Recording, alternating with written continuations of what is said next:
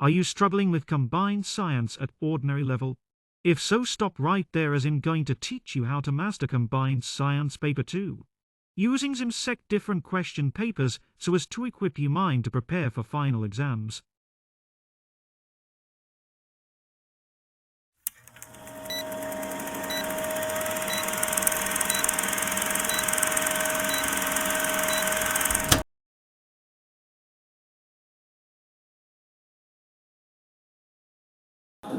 Saka pama-questions aya rapaya pane zvinoenderana nemandika tinotangira 7b apa pama-questions arapa andika.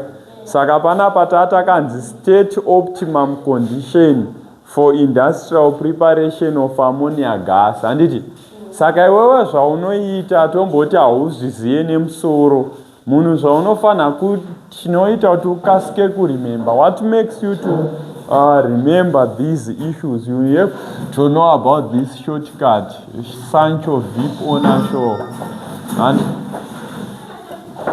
so here, this is the production of ammonia, then it over to remove up and up.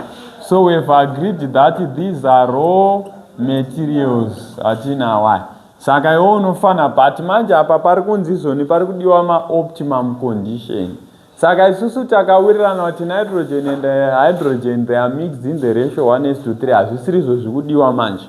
Taurirana. Saka there are certain times whereby this formula inogona kutadza kukubatsira because apa paakudiwa ma-conditions ekuti when nitrogen and hydrogen pazvinomixwa handiti kugadzira ammonia zvinozoita sei handika. Saka nitrogen and hydrogen zvazvinoita, you need to mention kuti we require 450 degrees Celsius to 500 degrees Celsius of temperature. Kana ngoti apa unonyora kuti temperature of 450 degrees Celsius to 500 degrees Celsius. Specify izvo zvikudiwa. Podiwa 200 to 300 atmospheric pressure. Then also they require what? Another condition. Ion fillings as a catalyst. Specify these conditions. So in what? Ammonia and sulfuric acid, they use the same conditions up. Is 450 to 500 ne 200 to 300 inoshanda. Sorry, 400 to 500 temperature ye ammonia ne sulfuric acid. Then 200 to 300 atmospheric pressure, pressure inodiwa for nitric acid and ammonia. Then sulfuric acid inoda 1 atmospheric pressure. Then chine highest temperature udarika jese nitric acid ndo inoda temperature yechi ye 900 degrees Celsius. Ndo zvinhu zvaunofana kugara uchiziva, ndo katriki karipo. Taurira? Ndo zvinhu zvaunofana kuziva kuti inoda 1 atmospheric pressure sulfuric acid production. Saka ndo maansa idiwa. Then pa C ndo pamanzi zvoni 32 uses of nitric acid zvakapusa ka. Unonyora kuti used to make andika explosive. Apa used to manufacture fertilizers. So ndo two uses nitric acid pakadiwa zvinhu 2 nizoka. But for revision sake tine zvimwe zvinodiwa. It is used to manufacture detergents. What else? It is used to manufacture plastics. What else?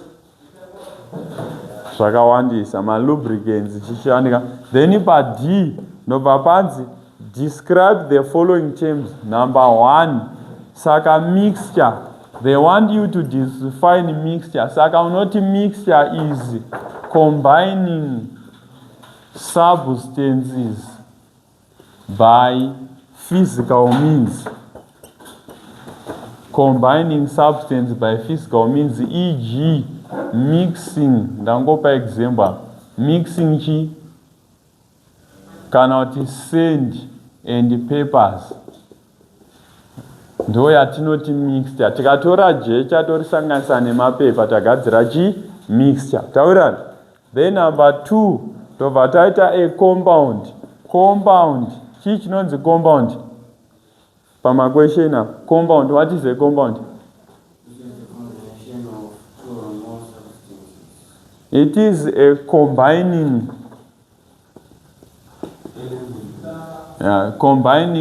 two or more elements by chemical means. Combining 2 or more elements by chemical means. Then here we have got what we call chemical reaction. What is a chemical reaction?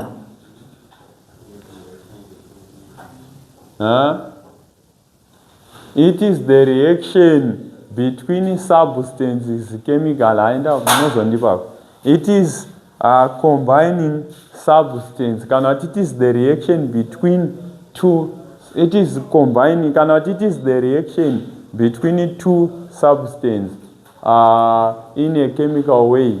Kukungora tungoti chinongonzi chemical reaction. Kureacta kunoita substance in a chemical way, by chemical means. And for example, say papa patatonyora kuti chemical reaction necompound azvinombosiyana. Taurani is the reaction between 2 or more elements by chemical means. The same definition yeapa neapa inongoshanda. Taurani zvakangofanana nekuti combining kana kuti iron nesulfuric acid kuti tadira chemical reaction. Andika haisi chemical reaction iyoyo. Ichiyo ndo zvine zvichiitika. Saka definition iyi apa inokwana bhozi zvatangoita tangobatanidza zvinhu 2 oro zvakawanda tichishandisa in a chemical means. Ndo inonzi chemical reaction. Taurirani?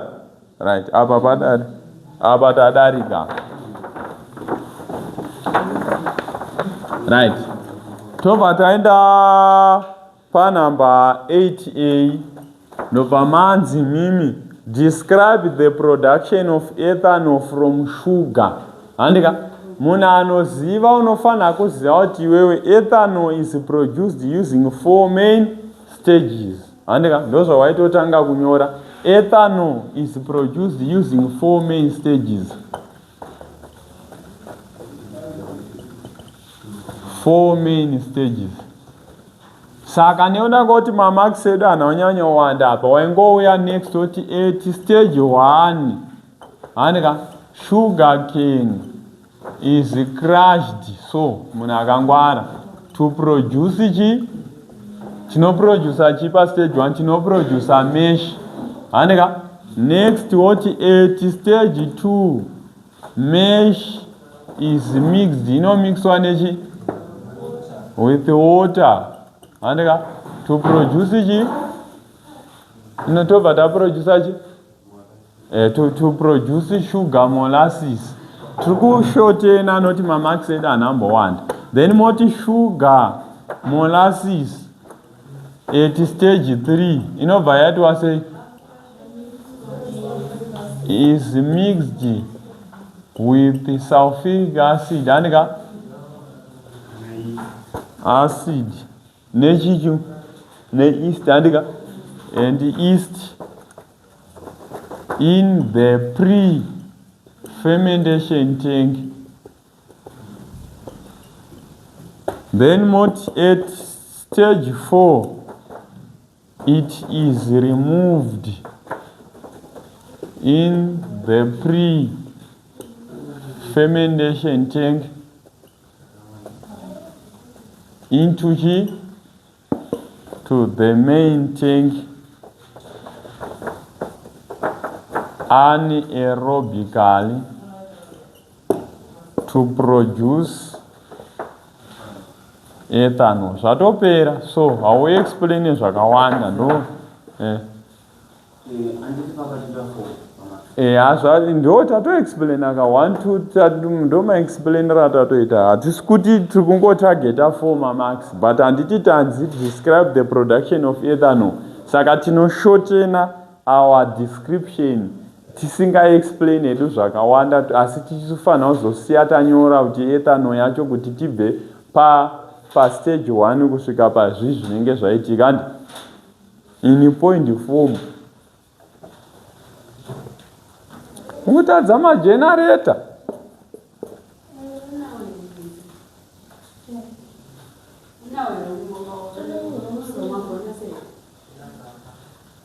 right. So these are the stages. Saka munofanira kungoziva kuti ndo mafambiro azvinoita sei azvinoita. DC generator kuexplaina magenerator kwakapusa but mimi munenge muchidhipisa manje.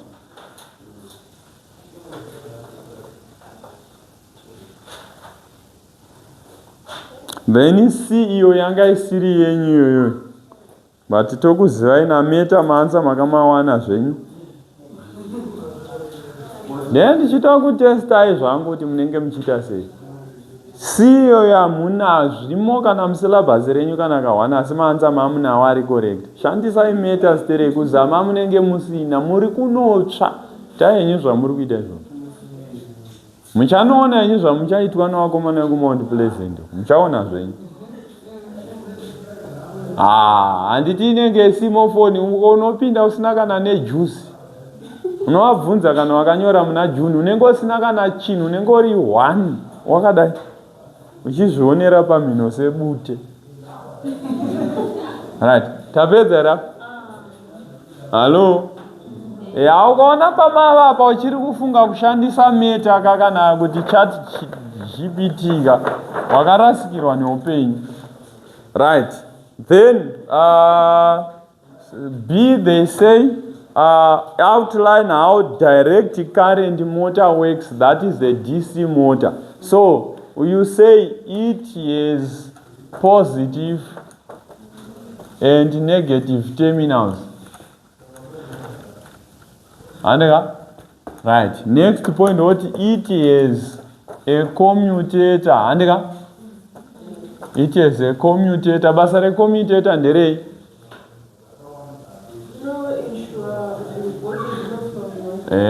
To ensure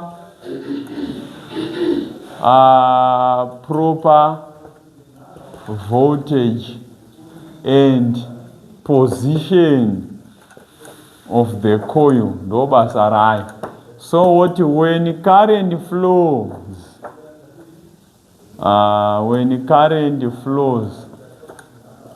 from the battery,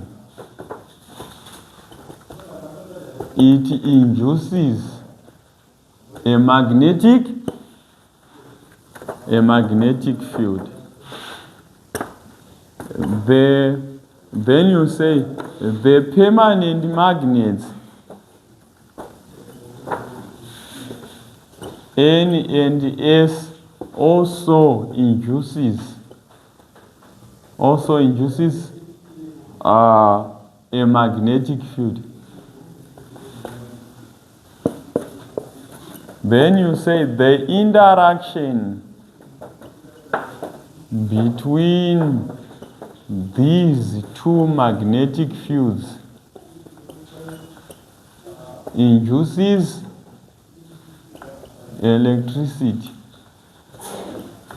Induces electricity which brings bring rotation or movement. So the secret behind my generator, you must know kuti when the electricity flow either ku AC generator rikabatidzirwa magetsi, magnetic coil inobva yaita magnetic field. Then ku DC generator, the generator parinongo connectwa ku battery, so ku positive neku negative panobva painjuswa a magnetic field. Nizoka? So magnetic field yemucoil nemagnetic field yemamagnets. Right. Handiti rakadai pamunoridrowa, it's very unfortunate kuti nangu handinatsogona kudrowa. Handiti tenge tine magnet apa N apa na S. Tobva taita coil inenge iri pakati apa. Coil iyoyo ukaitarisa panapa kunoku panobva padai pobva padai pobva padai pobva paratidza kuti kukuplus kukuchi kuminus. Saka tambo iyi ikakonektiwa kuplus imwe tambo ikaiswa kuminus, iyi coil yedu inobva yaita inonzi magnetic field. Tauranaka, the magnetic field yagadzirwa umu mucoil nemagnetic field yetu mamagnets aya zvikasangana ndopatanyora kuti the interaction between these two magnetic field induces electricity, which means kuti magnetic field akasangana, one magnetic field of a magnet and one magnetic field of a coil, when they interact they induce movement. Ichi chotanga kutenderera generator reda kutogadzira chi magetsi. Then same ku AC haina positive ne negative, but zvinoitika ndezvekuti ikabatidzirwa magetsi the coil iyi inogadzira futi magnetic field, mamagnets aya futi ogadzira futi chi magnetic field. The interaction between those two magnetic field ndo anoita kuti pave nechi nemovement. Tabatana ndo chitsotsi chaunofanira kuziva chemagenerator ichocho. Hakuna zvimwe zvinoexplainwa more than that paoperation yemagenerator. Taurirana? Right. Hana makopera apa mapedza? Right.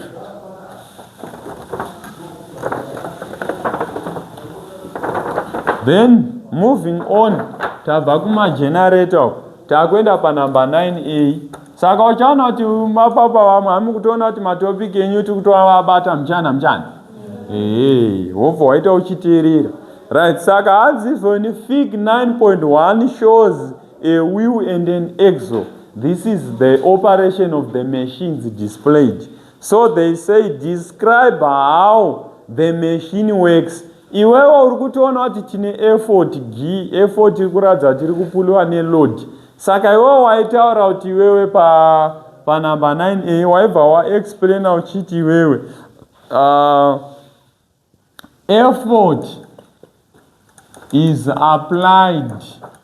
Blend dzako dzinofanira kuva flexible sezviri zvandiri kutoita. Effort is applied on the wheel in brackets large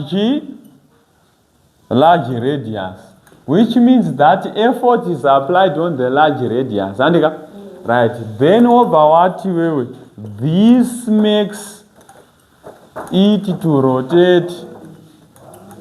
What is it rotates, it force, as it rotates, it force the axle in brackets small radius to rotate again, pulling the load. Handika tozvitongoitika hamabata nyacho kungo explain out effort is applied on a large radius. This makes it to rotate. As it rotates, it forces the axle to rotate again, and this will pull the load. Ndoma explain tato explain mashandira chikuita kuti panozoviwa nemunhu icho chinotenderera chatenderera ka axle futi kwedi kotenderera kachitosimudza load tatopedza. Ndoma operator ari kuita chimeshini taurirana zvatopera hapana zvakawanda zvikubvunzwa apa. This is item 1. Item 2, they say 2 applications. State any 2 applications of the machine. Pari kunzi chiya kana pakanzi state 2 applications of the machine zvikunzi chi?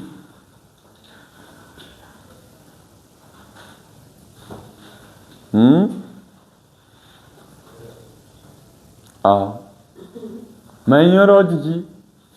State any 2 applications of the machine zvikunzi chi nemubvunzo tako?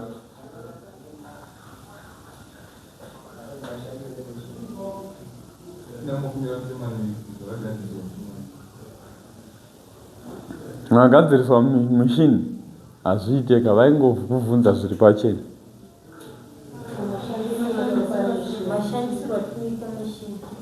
Saka toita kuti inoshanda kudii?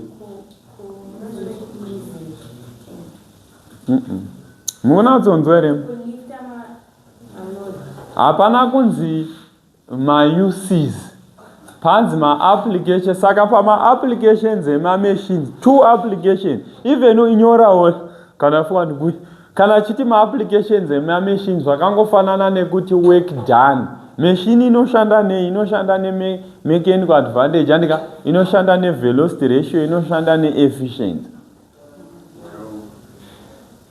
Andika imbosechaone. Saka panapa tine pama-application tine velocity ratio apa.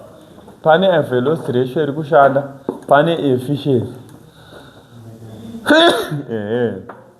Unogona kusafuti mechanical advantage. Pama-machines ese ndo ma-applications anongoshanda iwaya. Panoshanda nyaya ye-velocity ratio, efficiency ne-mechanical advantage. Then yemademo muneinayo takuenda pa-C. Ukangoona pangonzi tengenyi makanzwisisa. A force of 600 newtons exert a pressure of 300 newtons in a wall. Ukangoona panzi wall, ukaona panzi cardbox, ukaona panzi desk, ukaona panzi stone, I pressure in solids. Saka panapa teta kutonyora kuti pressure in solids. They need to know kuti wazviziva equal to force over area. Force yedu panapa ndiani? 600 newtons over 300 newtons. Zvisiri. Pressure yakawekwa sorry apa takapuwa pressure udhara. Saka pressure tinayo, saka tine 300 newtons per square meter equal to force over area. Andika saka force yedu ndiani apa? Ni 600 newtons, tina 300 apa. Saka tauda kutsvaga area. So taonana. Saka how do we calculate area in this case? To multiply both sides na area. Anika ta multiply both sides na area tozodi tobva taonani. Saka inozosara yakuti zoni area equal to 600 newtons divided by 300 newtons. Answer inobuda 2 meters, 2 square meters. So andika answer inobuda riani?